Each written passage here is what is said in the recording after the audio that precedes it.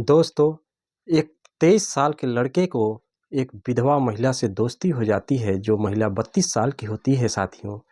इसी बीच दोस्ती से कब दोनों में प्यार हो जाता है, ये दोनों को पता ही नहीं चलता। दोनों हम बिस्तर भी होने लगते हैं साथियों। एक दूसरे को काफ़ी प्यार करते हैं। इसी बीच महिला को लगता है कि शायद यही मेरा अब जीवन साथी बने, लेकिन दोस्तों, इसी बीच लड़के की शादी तय हो जाती है। फिर शादी होती है साथियों। उसके बाद जो होता है साथियों, बहुत ही, यह किसी के साथ ना हो मित्रों, यह एक सत्य घटना पर आधारित कहानी है साथियों। लेकिन इसके नाम है जो वो काल्पनिक हैं साथियों। इस घटना के माध्यम से मेरा किसी का दिल दुखाना नहीं, बल्कि आपको जागरूक करना है साथियों। नमस्कार मित्रों, हमारे यूनिक स्टोरी चैनल पे आपका स्वागत है साथियों। मैं सुनील सिंह। साथियों, यह एक उत्तर प्रदेश की घटना है, जहां पर एक महिला की शादी बड़े ही धूमधाम से उसके माता पिता बेटी का ब्याह करते हैं। बेटी ससुराल जाती है। ससुराल जाने के बाद पति पत्नी लगभग 6 साल तक दोनों साथ रहते हैं। इसी बीच उस महिला के जो पति होते हैं, उनका एक दुर्घटना में मृत्यु हो जाती है साथी। उस महिला के पति की उम्र लगभग 27 साल के आसपास होती है। सुरेंद्र जिसका नाम था, उनकी मृत्यु हो जाती है। उनकी पत्नी जो सत्यभामा थी, वो विधवा हो गई साथियों। इसके बाद वह कुछ ही दिन बाद ससुराल से मायके आकर रहने लगती है साथियों। इधर जब मायके में रहने लगती है, 3-4 साल बीतते हैं साथियों।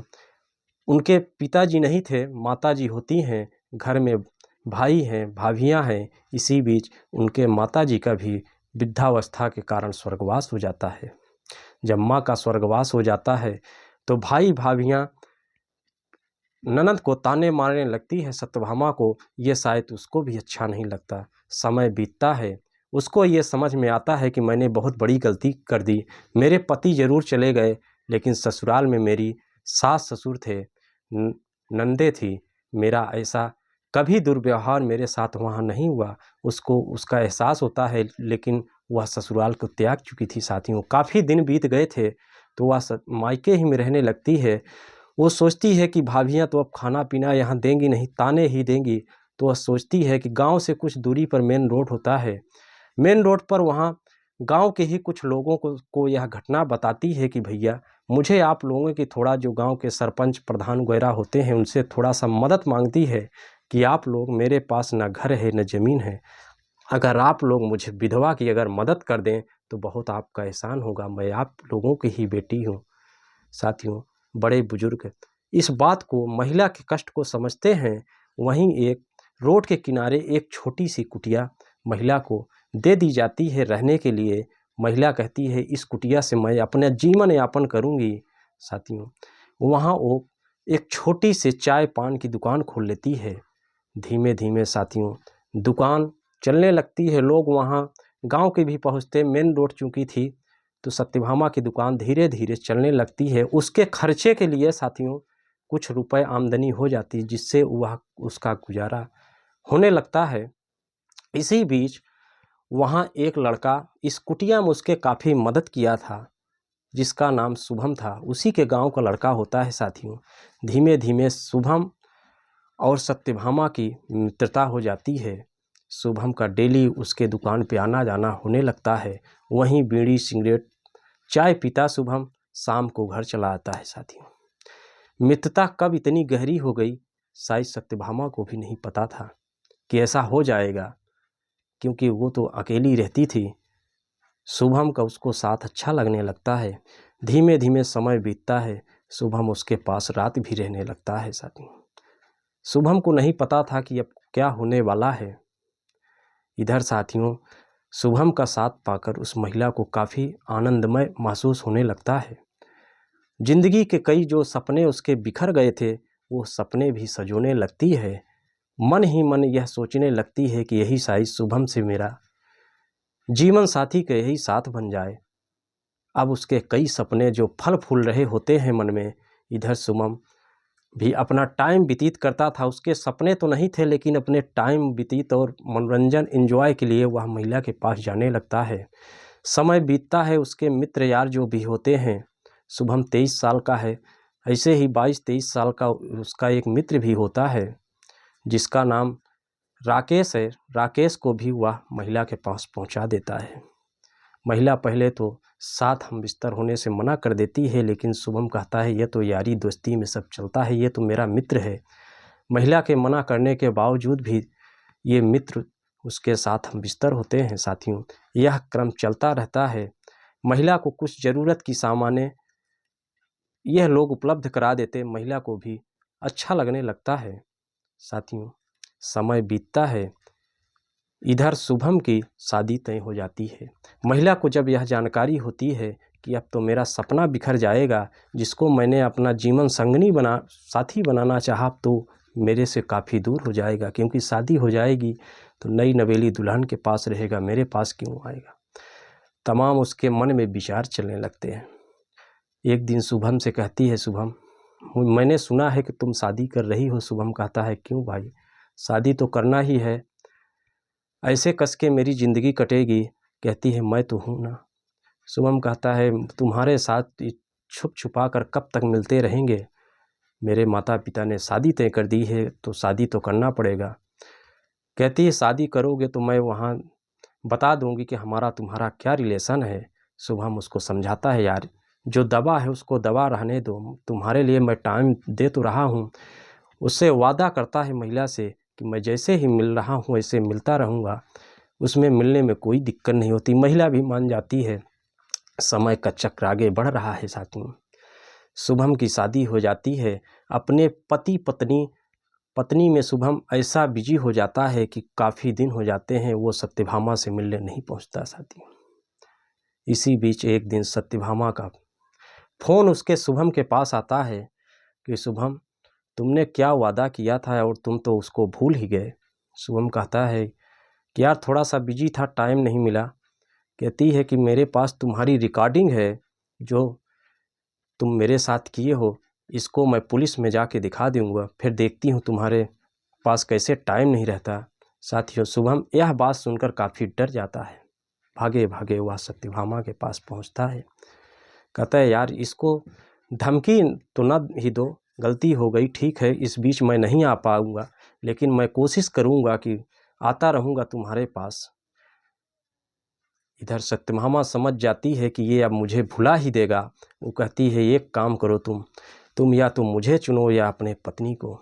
साथियों, अब लड़का असमंजस में पड़ जाता है कि अब करूं तो क्या करूं। वो काफ़ी परेशान है। उस दिन तो समझा बुझा कर किसी तरह घर जाता है।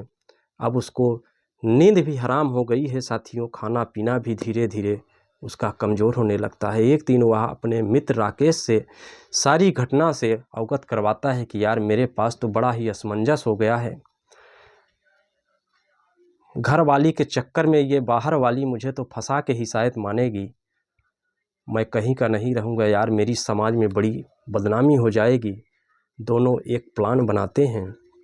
एक दिन सत्यभामा कहती है कि तुम टाइम नहीं दे रहे हो, ऐसा करो कि शाम के आज मिलते हैं हम लोग।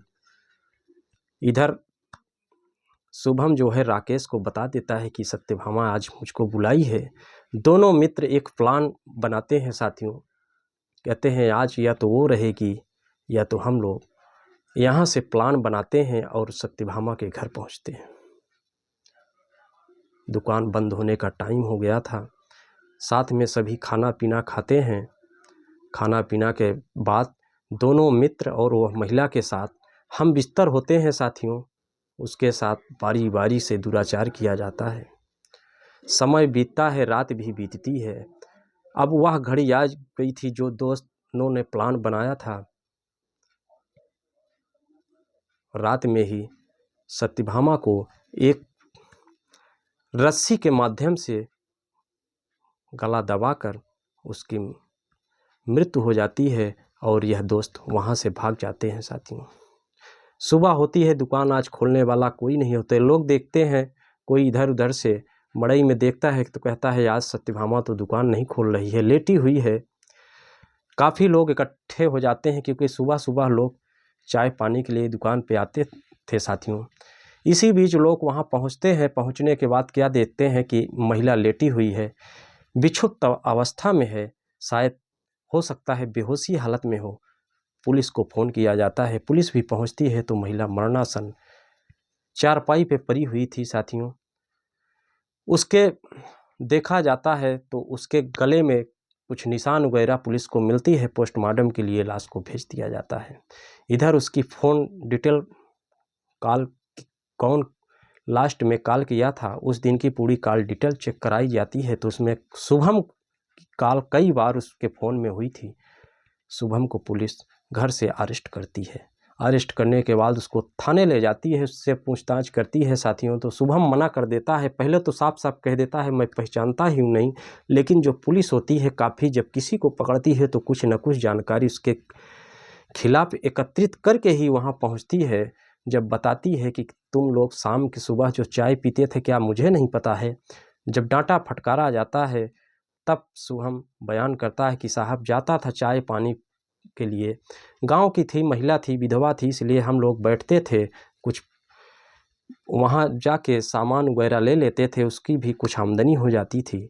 लेकिन पुलिस संतुष्ट नहीं होती उसके जवाबों से, हेर फेर में। इसके बाद उसके खिलाफ जब कड़ाई की जाती है तो वह सारा राज उगल देता है साथियों। कहते हैं कि जो कर्म किए हुए एक न एक दिन सामने आ ही जाएगा, इनके भी सामने आ जाता है साथियों। पुलिस कई संगीन धाराओं में राकेश को और शुभम को भी जेल हो जाती है। एक कैसे एक घर उजड़ गया साथ। इधर शुभम की नई नवेली दुल्हन भी जब देखती है कि मेरा पति अभी ऐसा है, आगे चल के मेरे साथ क्या क्या कर सकता है, वह भी उसको छोड़कर मायके चली जाती है। कैसे घर उजड़ जाते हैं तो छोटी छोटी सी गलतियों से साथियों। मित्रों, यह एक किसी को दिल दुखाना नहीं बल्कि आपको